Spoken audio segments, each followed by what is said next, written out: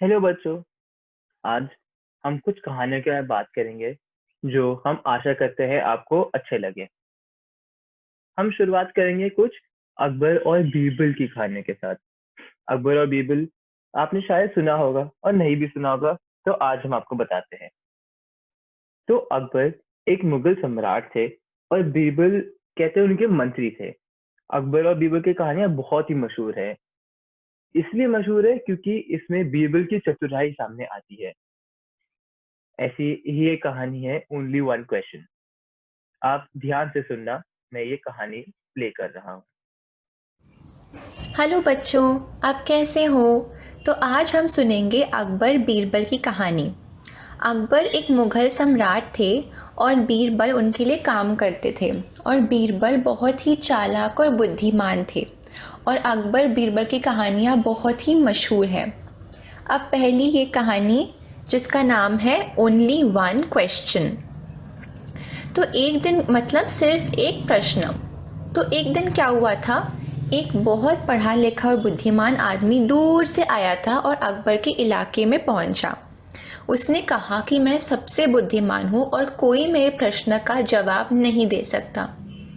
और उसने बीरबल से कहा, देखो बीरबल, जो भी मैं पूछूंगा तुम उसका जवाब नहीं दे सकोगे। तो बीरबल ने कहा, ठीक है, पूछ लो। तो बुद्धिमान आदमी ने कहा, अच्छा, क्या मैं तुमसे 100 आसान सा जब प्रश्न पूछूं कि एक बहुत मुश्किल प्रश्न? तो बीरबल ने बोला, अच्छा, एक बहुत मुश्किल प्रश्न पूछ लो। तो बुद्धिमान आदमी ने कहा, अच्छा चलो बताओ, क्या मुर्गी पहले आई या अंडा? तो बीरबल ने कहा, मुर्गी। तो बुद्धिमान आदमी ने पूछा, कैसे पता तुम्हें? कैसे पता? किसी को नहीं पता ये। तो बीरबल ने कहा, अच्छा देखो, तुमने बोला कि तुम एक ही प्रश्न पूछोगे और तुमने पूछ लिया। और बीरबल ने वहीं उसको हरा दिया।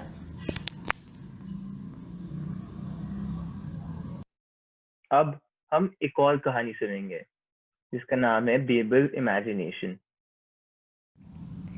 अब दूसरी कहानी, इसका नाम है बीरबल्स इमेजिनेशन, मतलब बीरबल की कल्पना। अब एक दिन क्या हुआ, अकबर ने बीरबल को बुलाया और कहा, देखो बीरबल, मेरे लिए एक पेंटिंग बनाओ, एक चित्र बनाओ।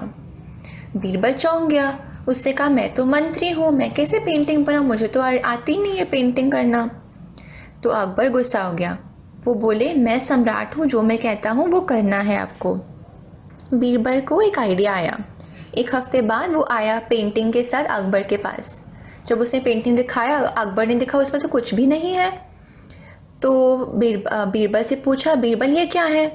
बीरबल ने बोला, जहाँ पना, ये पेंटिंग मैंने अपनी कल्पना में की और इस पेंटिंग में एक गाय घास खा रही है। तो अकबर ने पूछा, गाय कहाँ है और घास कहाँ है? तो बीरबल ने कहा, घास तो गाय खा गई। और अकबर ने फिर पूछा, तो गाय कहाँ है? तो फिर बीरबल बोला, देखो जहाँ पना, जब गाय ने सारी घास खा ली तो वो क्या करेंगी वहाँ पे? वो तो निकल गई। और बीरबल ने अपनी बुद्धि दिखाई। अब जैसे अकबर और बीरबल की कहानियां हैं, वैसे ही तेनालीरामन की कहानी है जिसमें तेनालीरामन की चतुराई के बारे में हमें पता लगता है। उनमें से एक कहानी है रामायण स्टोरी, और आज हम वो सुनेंगे। आप ध्यान से सुनना। विजयनगर के राज्य में राम्य नाम का एक व्यक्ति रहता था। वह नगर के लोगों द्वारा अशुभ माना जाता था। सबका मानना था कि अगर सबसे पहले सुबह उन लोगों ने राम्य की शक्ल देखी तो उनका पूरा दिन शापित होएगा और वह कुछ नहीं खा पाएंगे पूरा दिन। यह कहानी राजा के कानों तक भी पहुंची। उन्होंने सच्चाई जानने के लिए राम्य को अपने महल में आमंत्रित किया। उन्होंने अपने परिचारकों को आदेश दिया कि वे अपने कमरे के ठीक बगल वाले कमरे में राम्य के रहने का प्रबंध करें। अगली सुबह सबसे पहले राजा बिना किसी से मिले राम्य का चेहरा देखने उसके कमरे में गए। दोपहर में राजा जब भोजन के लिए बैठे, वह खाना न खा पाए क्योंकि उनकी प्लेट में एक मक्खी बैठी थी। उन्होंने अपने रसोइये को आदेश दिया कि वह फिर से भोजन तैयार करे। जब तक दोपहर का भोजन फिर से तैयार हुआ, तब तक कृष्णदेवराय का खाने से मन उठ गया था। क्योंकि वह पूरा दिन कुछ न खा पाए, उनका अपने काम पे भी ध्यान नहीं लगा। उन्होंने यह एहसास किया कि लोग जो भी राम्य के बारे में कहते थे, वह सच था।